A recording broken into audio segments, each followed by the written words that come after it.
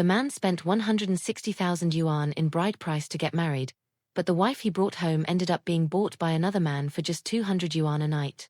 He simply couldn't accept that the woman he once treated like a princess was now selling herself for such a low price, with a 15% discount if the client stayed for 2 nights. A real man may cry, but only when it's his own wife doing public relations. Liu Qiong, 28, worked at a local government office. His family was modest. 2 years ago, while hospitalized for appendicitis, he met Yi Jingwen, a trainee nurse.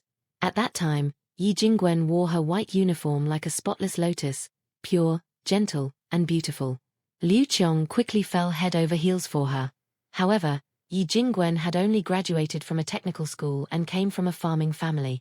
Liu Qiong's parents didn't approve of the relationship, but last year, he ignored their opposition, borrowed money, and spent 160,000 yuan on the bride price to marry the woman of his dreams.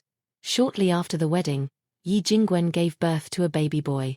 Liu Qiong said that ever since his wife became pregnant, she had stopped her hospital internship and stayed at home. He did everything he could to please her, cooked for her, washed clothes, cared for her with affection. But over time, her financial demands grew. She spent more than 1,000 yuan every month on clothes and cosmetics. His salary was fixed and modest, and with a baby to support, life became increasingly difficult. What Liu Qiong never imagined was that, unable to keep up with his wife's expensive lifestyle, she decided to work at a nightclub as a princess. "Without evidence, you can't accuse someone like that," said the reporter. "Why are you so sure?" Liu Qiong replied firmly, "I went out for drinks with friends, and they called a few princesses to the private room, and one of them was my wife. At that moment, I wanted to disappear from the world," he said. "It was the most humiliating moment of my life." Yi Jingwen, who had been silent until then, spoke up, "After marriage, my husband became extremely controlling. Every penny I spend, I have to justify. His salary is only 400 yuan a month. It's impossible to support a family like that. When he proposed, he promised to work hard and give me and our child a good life. But he has no ambition. We live off his parents' help, and I have to ask them for money with my head down." Yi Jingwen said that even when she needed a tooth pulled, her husband complained about spending a few hundred yuan. "I just want to make more money and be free from him," she said. "After the divorce, I'll raise my son on my own." She admitted she was working in a nightclub but denied doing anything beyond the limits, claiming she only provided basic service work. Liu Qiong, however, cried uncontrollably. Even if she needed money, she should never have gone to a place like that, he said. Since Yi Jingwen showed no remorse, Liu Qiong went to his mother-in-law's house to tell her everything. But instead of scolding her daughter, the mother-in-law blamed him. "My daughter is beautiful and kind-hearted. Maybe she was wrong to work in a place like that, but you're also at fault. You married her with borrowed money, you're stingy in everything, and you make her live in need. That's also a kind of deception." The brother-in-law, on the other hand, was furious. "What my sister did is unacceptable. No man could tolerate that. If she doesn't quit that job, I'll break her legs myself." Yi Jingwen listened silently and stuck to her decision. She wanted a divorce. Liu Qiong cried in anger. "I'm the victim, I was betrayed, and she's the one leaving me. Where's the justice in that?" In the end, the couple went to a marriage counselor. The psychologist concluded that Yi Jingwen had been driven to this point by Liu Qiong's behavior. "If you're a real man," said the therapist, "you should work harder and earn more. A man without ambition can't keep a woman." Liu Qiong was stunned. He began to wonder, was all this really my fault? Did I put this green hat on my own head? Finally, Yi Jingwen promised to look for another job as a nurse and give her husband a 1-year trial period. If he changed, their marriage could continue.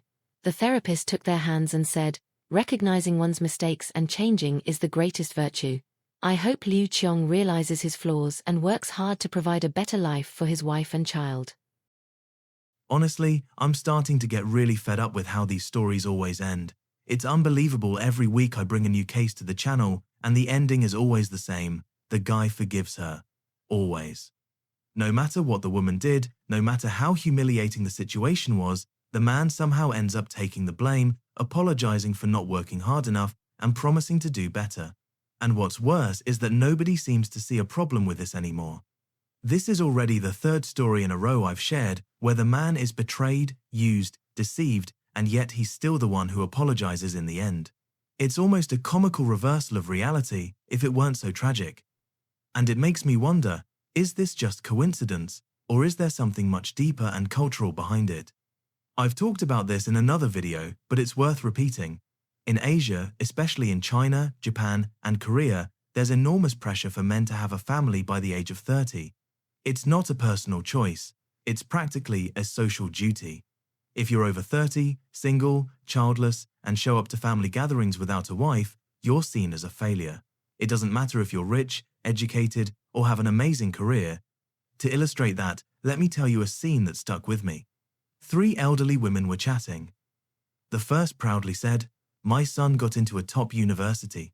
The second added, "Mine is a businessman, doing very well." And the third, smiling triumphantly, said, "My son's wife is pregnant, and they're moving into a new apartment." You know what happened? The first 2 went silent. Because in their minds, the son who succeeded is the one who built a family even if he earns less or lives in debt. And that's where the real problem lies.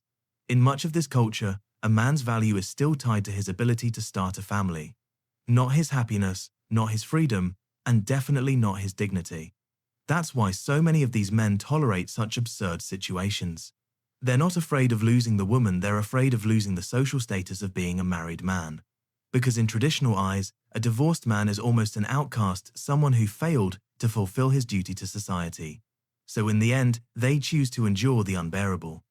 They'd rather stay with a woman who despises, betrays, and humiliates them as long as they can still appear to be a family man. And the saddest part, they start to believe it themselves. When a psychologist tells him, "Be more of a man, earn more money, take better care of your wife," he breaks down and actually believes it's all his fault. It's like the world has flipped upside down. Today, the man who's been betrayed is the one who must redeem himself. And the woman who destroyed the marriage is the one who gets emotional support to find herself again. Sometimes, I swear, modern empathy has become selective. It only flows in one direction. But what confuses and honestly frustrates me the most is this: who's the bigger fool in these stories? The Western man, who knowingly gets involved with a woman who sells herself, who lives off her image, who turns everything into a transaction, yet still pretends he's going to save her? Or the man, like the one in this story, who thought he was in a real relationship, finds out the truth too late, and still decides to stay as if he could fix something that never existed? Because think about it, in the first case, the man knows exactly what he's signing up for. He consciously chooses to be with someone whose entire life revolves around money and attention. He convinces himself that he'll be different, that she'll change for him, and ends up learning the obvious: she doesn't change, he does. But in the second case, it's even more tragic. He didn't know, he was deceived, and even after seeing everything with his own eyes, he insists on staying. He's no longer blind, but he chooses to live in the dark, and that, to me, is the most painful kind of submission. In the West, we often see the first-type men who think they can turn a woman who lives off her image into an ideal partner, as if love was some kind of rehabilitation project. But the second type, which is more common in Asia, leaves me even more perplexed. Because it's not ignorance, it's fear. The man discovers the truth, but instead of freeing himself, he blames himself. He accepts humiliation as if it were a moral lesson, when in reality, it's just fear disguised as virtue. And that's the irony of it all. In the West, men deceive themselves by idealizing too much. In the East, they destroy themselves by submitting too much. In both cases, the result is the same: a man who sacrifices his dignity to sustain an illusion. So I'll leave you with this question: who's the bigger fool? The man who believes he can save a woman who doesn't want to be saved, or the one who pretends nothing happened just to avoid being alone? I think the biggest issue of all is this collective fear of loneliness. Nowadays, most people don't build relationships out of love, they build them out of fear of being alone. And when fear drives your choices, you end up with exactly this: toxic relationships built on dependence, emotional blackmail, and social shame. But honestly, if you have to accept humiliation just to avoid being alone, then you've already been alone for a long time, you just haven't realized it yet. And maybe that's what upsets me the most about these endings. These men aren't forgiving because they're kind, understanding, or enlightened. They're forgiving because they don't have the courage to start over. And society, instead of teaching them self-respect, teaches the opposite, that a man's worth lies in enduring everything quietly and being strong, even when treated like trash. But strength isn't about enduring what destroys you, it's about having the courage to walk away from what does. And maybe that's the real debate we need to have. What matters more, keeping up appearances or keeping your dignity? Because one thing's for sure, with every story like this, I see less love and more fear, less partnership and more desperation. And honestly, if this is what people call a successful marriage, then I'd rather stay single. If you like this video, leave a like, subscribe for more stories like this, and tell me in the comments. Who do you think is the bigger fool, the man who forgives knowing everything, or the one too afraid to leave? See you in the next video.